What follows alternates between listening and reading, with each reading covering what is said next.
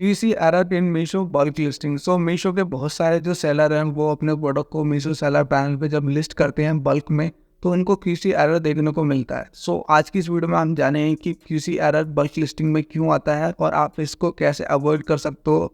कौन सी वो गलतियां हैं जो कि बहुत सारे सेलर्स करते हैं जिसकी वजह से मीशो की जो बल्क लिस्टिंग है उसमें क्यूसी एरर आता है। सो हेलो दोस्तों, मेरा नाम है विनय और स्वागत है आपका ईटी ज्ञान पे। इस वीडियो में हम डिटेल में ये सारी चीज़ों के बारे में जानेंगे कि क्यूसी एरर क्यों आता है और आप कैसे लिस्टिंग को करोगे जिससे कि आपको क्यूसी एरर ना आए। वीडियो को एंड तक जरूर देखेंगे और वीडियो बहुत ही ज़्यादा इन्फॉर्मेटिव होने वाली है।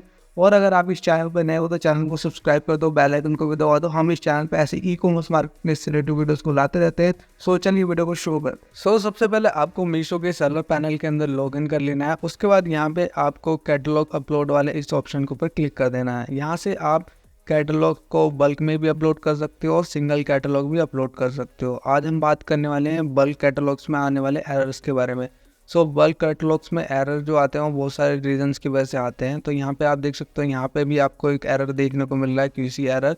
व्यू कैटलॉग्स एरर पे क्लिक करके आप इस एरर का रीज़न भी देख सकते हो। यहाँ पे आपको देखने को मिलेगा, यहाँ पे जो इसका रीज़न है वो यहाँ पे आपको देखने को मिल जाएगा। This product is a duplicate of Meesho product ID. Duplicate की वजह से यहाँ पे एरर आ रहा है। तो इस तरीके से बहुत सारे रीजंस होते हैं जिनकी वजह से मीशो में बल्क फाइल जब आप अपलोड करते हो तो आपको एरर्स देखने को मिलते हैं। तो आज हम डिटेल में जानेंगे कि क्या वो रीजंस होते हैं, किन चीज़ों का आपको ध्यान रखना चाहिए जिससे कि आपको एरर्स देखने को ना मिले जब आप बल्क फाइल को अपलोड करो मीशो सप्लायर पैनल पे। तो यहाँ पे सबसे पहले ऐड कैटलॉग इन बल्क के ऊपर आपको क्लिक कर देना है और यहाँ से आप दो तरीके से अपने कैटलॉग को यहाँ पे सेलेक्ट कर सकते हो। सबसे पहला तरीका जो होता है वो सर्च करके होता है। तो यहाँ पे सिंपली अगर मैं सर्च करता हूँ यहाँ पे शूज़, तो यहाँ पे आप देख सकते हो बहुत तरीके के यहाँ पे शूज़ आगे, जैसे स्कूल स्कूल शूज़ इन किड्स टॉयज़, इस तरीके से। तो अगर आप चाहो तो इस तरीके से अपने प्रोडक्ट को सर्च कर सकते हो। जो भी आपको लिस्ट करना है उसको सर्च कर सकते हो, उसकी टेम्पलेट फाइल को यहाँ से डाउनलोड कर सकते हो सर्च करके। और यहाँ पे जब आप क्लिक करोगे ना स्कूल शूज़ इन टॉयज़, तो यहाँ पे टेम्पलेट फाइल डाउनलोड करने का ऑप्शन आ जाता है। सेकंड जो ऑप्शन होता है वो ये होता है कि आप सिंपली क्या करो कि यहाँ पे जैसे मैन फैशन के ऊपर मैंने क्लिक कर दिया, उसके बाद यहाँ पे मैंने फुटवेयर पर क्लिक कर दिया और उसके बाद शूज़ पे क्लिक कर दिया। अब यहाँ पे मैं कैजुअल शूज़ के ऊपर क्लिक करूँगा। अब यहाँ पे टेम्पलेट फाइल का ऑप्शन आ गया। यहाँ से टेम्पलेट फाइल में एक चेंजेस आपको देखने को मिलेगा जो कि पहले ये ऑप्शन नहीं था। अब मीशो ने यहाँ पे ये ऑप्शन ऐड कर दिया है। तो यहाँ पे आप देख सकते हो कि यहाँ पे इंट्रोड्यूसिंग प्री फिल्ड टेम्पलेट्स और add a product image of your product, gate A pre filled template, quick edit variant, review and enjoy the faster catalogue bulk upload. तो यहाँ पे आपको सिर्फ एक प्रोडक्ट की इमेज यहाँ पे ऐड करनी है और आपकी प्री फिल्ड मिलेगी। तो यहाँ पे गोट इट पे आप क्लिक कर सकते हो और यहाँ पे ये ऑप्शन आपको यहाँ पे देखने को मिलेगा, जनरेट प्री फिल्ड टेम्पलेट्स। आपको सिंपली इसके ऊपर क्लिक कर देना है और आपको अपनी प्रोडक्ट का जो एक इमेज है वो यहाँ पे अपलोड कर देना है।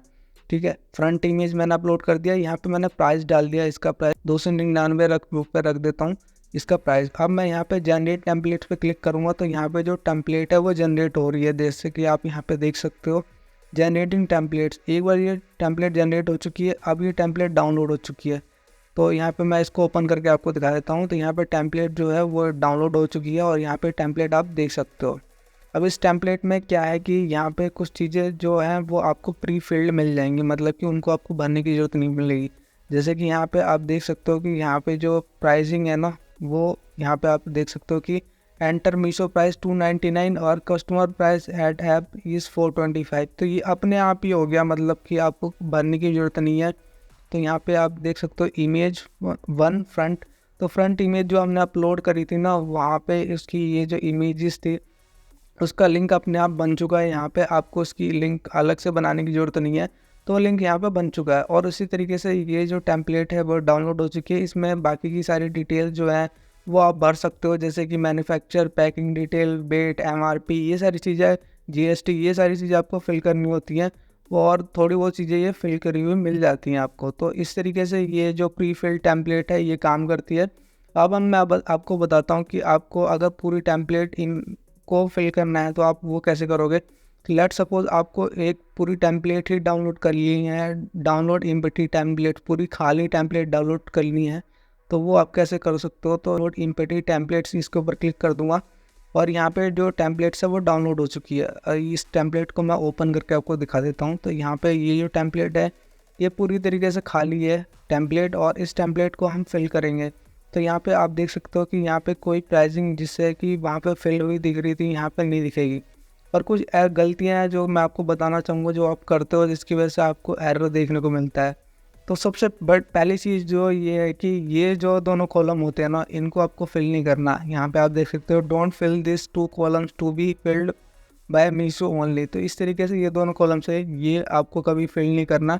ये कॉलम मीशो के द्वारा ही फिल किए जाते हैं। अगर आप पहली बार इसको बल्क फाइल को अपलोड करना चाहते हो, प्रोडक्ट लिस्ट करना चाहते हो बल्क फाइल के थ्रू, तो मैं आपको रिकमेंड करूंगा कि आप यहाँ पे एग्जाम्पल शीट के ऊपर देख सकते हो। एग्जाम्पल शीट में आपको सारी चीज़ें बताई होती हैं कि आपको क्या फिल करना है क्या नहीं करना है। जैसे कि यहाँ पे प्रोडक्ट नेम दे सकते हो, प्रोडक्ट नेम डला हुआ है, उसका वेरिएशन यहाँ पे डला हुआ है, मीशो प्राइस यहाँ पे डला हुआ है, ठीक है। उसी तरीके से रॉन्ग डिफेक्टिव रिटर्न प्राइस यहाँ पे डला हुआ है, MRP यहाँ पे डला हुआ है, ठीक है। इसी तरीके से GST कितने % लगेगा वो यहाँ पे डला हुआ है, HSN ID यहाँ पे डली हुई है। फिर नेट वेट आप यहाँ पे डाल सकते हो कितना वेट है, इन्वेंट्री आप यहाँ पे डाल सकते हो इन्वेंट्री कितना है। फिर कंट्री ऑफ ओरिजिन, मतलब कहाँ कंट्री ऑफ ओरिजिन है प्रोडक्ट का, वो डाल सकते हो। मैन्युफैक्चरिंग डिटेल्स ये डाल सकते हो आप। मेकर डिटेल्स, ये जितने भी यहाँ पे स्टार्स लगे हुए दिख रहे हैं ना, ये आपको डालना मैंडेटरी है।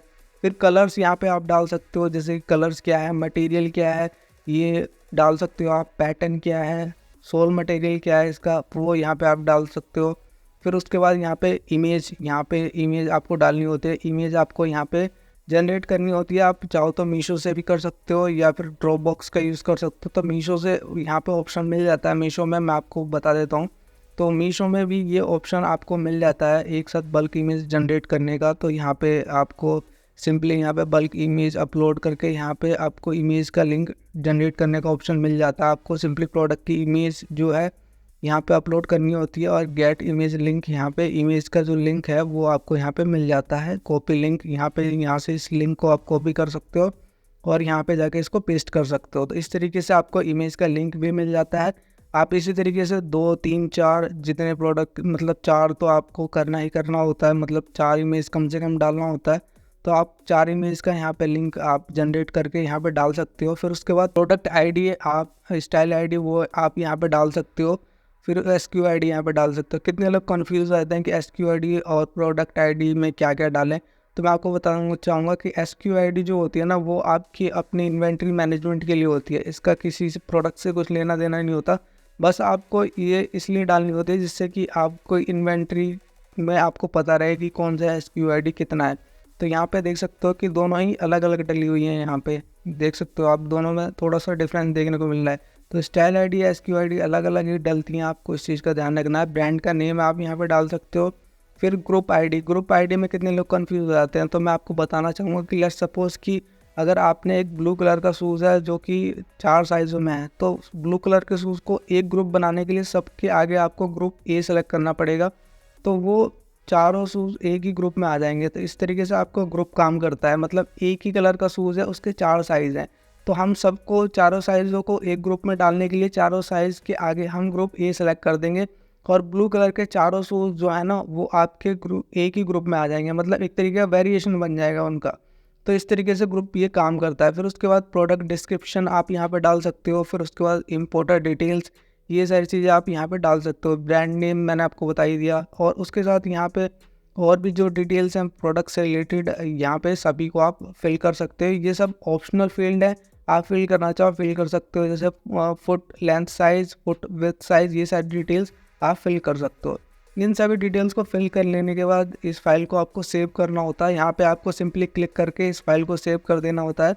जैसे आप इस फाइल को सेव कर देते हो, उसको जो फाइल आपने डाउनलोड करी थी अभी और जो फाइल आपने फिल करी है अभी, उस फाइल को यहाँ पे अपलोड करना होता है। तो अपलोड टेम्पलेट्स वाले इस ऑप्शन के ऊपर आपको क्लिक करना होता है। जो फाइल अभी हमने सेव करी थी उस फाइल को यहाँ पे अपलोड कर देना होता है। तो आप सिंपली यहाँ पे अपलोड के ऊपर क्लिक करोगे, ये फाइल अपलोड हो जाएगी। क्योंकि मैंने फाइल फिल नहीं करी है तो ये अभी इसमें एरर आएगा, लेकिन आप सिंपली यहाँ पे पूरी तरीके से फिल करके करोगे तो यहाँ पे फाइल अपलोड हो जाएगी। तो ये इस तरीके से बल्क अपलोडिंग होती है, इसमें ज़्यादा एरर नहीं आएगा क्योंकि बहुत सारी चीज़ें बहुत आसान हो चुकी हैं अभी। तो इस तरीके से आप अपने प्रोडक्ट की बल्क लिस्टिंग कर सकते हो और आपको किसी एरर बिल्कुल भी नहीं आएगा अगर आप इन सारी चीज़ों को फॉलो करते हो। आई होप आपको ये वीडियो इन्फॉर्मेटिव लगी और वीडियो आपको पसंद आई है। वीडियो अगर आपको पसंद आई है तो वीडियो को लाइक करो, और अगर आप इस चैनल पर नए हो तो चैनल को सब्सक्राइब करो, बेल आइकन को भी दबाओ। हम इस चैनल पे ऐसे ही ई कॉमर्स मार्केट प्लेस से रिलेटेड वीडियोस को लाते रहते हैं। अगर आपकी कोई क्वेरी है ई कॉमर्स मार्केट प्लेस से रिलेटेड तो आप मुझे कमेंट करके पूछ सकते हो।